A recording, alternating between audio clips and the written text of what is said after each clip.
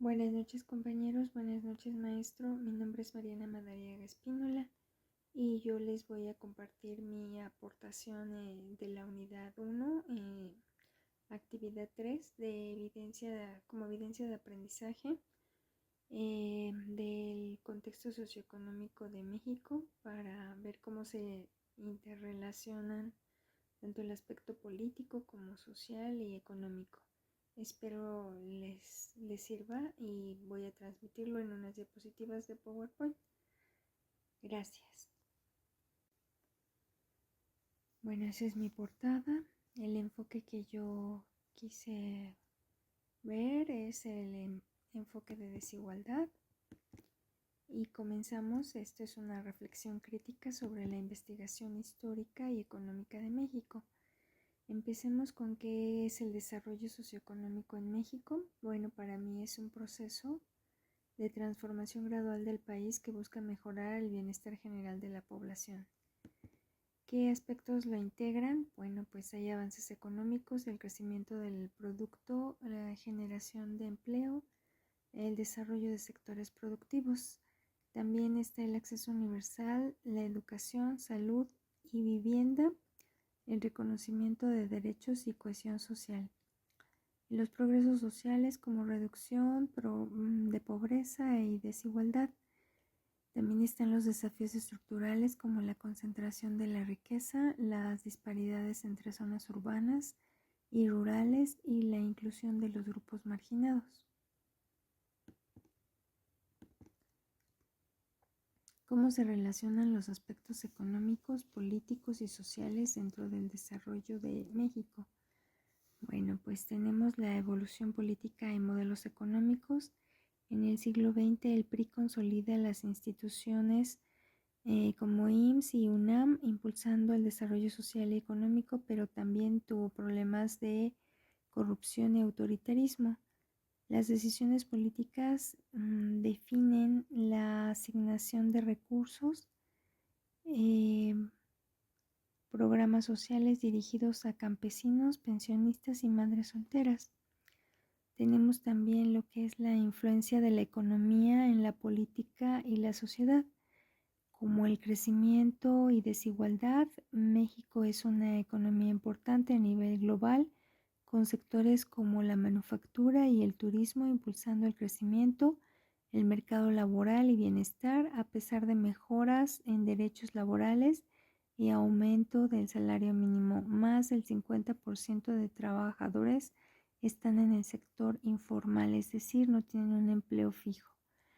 Tenemos también lo que es la influencia de la sociedad en la política y la economía. Existe la demanda de cambios, los movimientos sociales y la presión ciudadana han impulsado cambios políticos y económicos. También tenemos lo que es la confianza y participación, que bueno, pues ya no hay suficiente. La percepción de la sociedad sobre la corrupción y la efectividad de las instituciones políticas ha afectado la confianza en el sistema,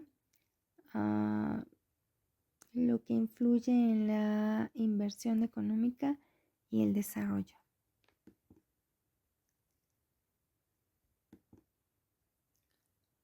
En el contexto socioeconómico de México tenemos algunas fases importantes. Vamos a empezar con la época colonial de 1521 a 1821. Es un sistema basado en la explotación de recursos naturales y mano de obra indígena, concentrando la riqueza en la élite española, la iglesia y grandes terratenientes.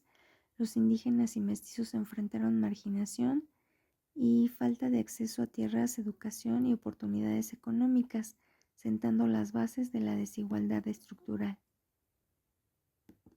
También tenemos lo que es México independiente y porfiriato de 1821 a 1911.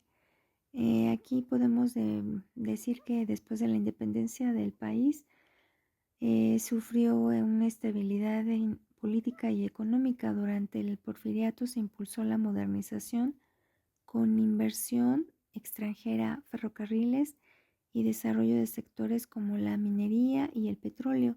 Sin embargo, el crecimiento fue desigual, se fortalecieron los latifundios, mientras que la mayoría de la población rural permaneció en pobreza, lo que generó profundas tensiones sociales que llevaron a la Revolución Mexicana. Continuamos con la etapa de la Revolución y posrevolución de 1910 a 1940. Busca revertir la desigualdad con reformas agrarias, creación de ejidos, reconocimiento de derechos laborales y fortalecimiento del Estado. La Constitución de 1917 sentó bases para una mayor equidad y en la década de 1930, con el gobierno de Lázaro Cárdenas, se nacionalizó el petróleo y se profundizaron las reformas logrando una reducción temporal de la desigualdad. Continuamos con otra etapa que sería el milagro mexicano y la crisis de los 80 de 1940 a 1982. Entre 1940 y 1970 el país experimentó un fuerte crecimiento económico gracias a la industrialización por sustitución de importaciones. Aunque hubo expansión del gasto social, la riqueza se concentró nuevamente y las disparidades regionales y sociales persistieron. La crisis de la deuda externa de 1982 profundizó la desigualdad con aumentos en la pobreza y la exclusión. Y tenemos el neoliberalismo y la actualidad, o sea, de 1987 a la fecha. En este caso, las políticas neoliberales de apertura comercial, las privatizaciones y reducción de gasto público llevaron a un aumento de la desigualdad. Aunque se logró estabilidad macroeconómica, la pobreza y la informalidad laboral crecieron. En los últimos años se ha buscado un retorno del Estado como actor central, con mayores inversiones en programas sociales, aunque la desigualdad estructural sigue siendo un reto clave, especialmente en regiones del sur y entre grupos marginados como los pueblos indígenas. Continuamos con una pregunta como ¿por qué la investigación histórica y económica ayuda a comprender el desarrollo socioeconómico de México? Bueno, es importante identificar las causas de desigualdad, permitir ver cómo factores históricos como la concentración de tierras o la dependencia económica externa se relacionan con las brechas sociales actuales. También evaluar políticas públicas ayuda a entender por qué algunas medidas han tenido éxito o fracaso y a proponer soluciones más acertadas para el futuro. Prever tendencias, conocer los ciclos económicos y las transformaciones sociales pasadas y facilitar o anticipar cómo pueden evolucionar aspectos como el empleo, la pobreza o el crecimiento en el mediano y largo plazo.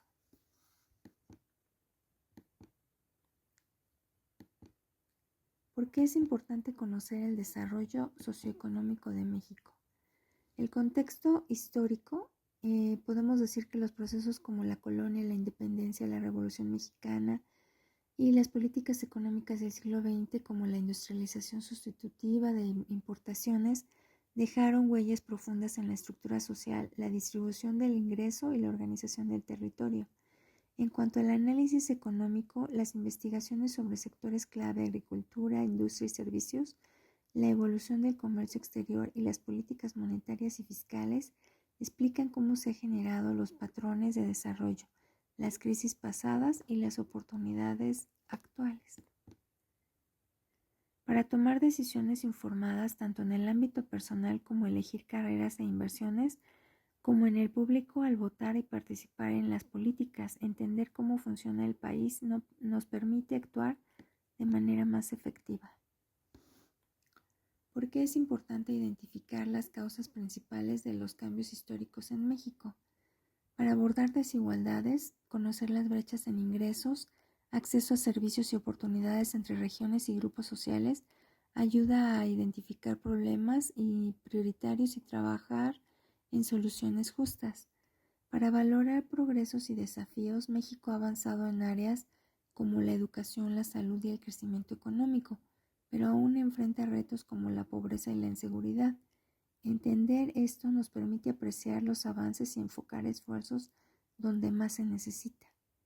Para insertarse en el mundo global, como economía relevante en América Latina y miembro de acuerdos comerciales internacionales, El desarrollo de México influye en relaciones comerciales como la migración y la cooperación.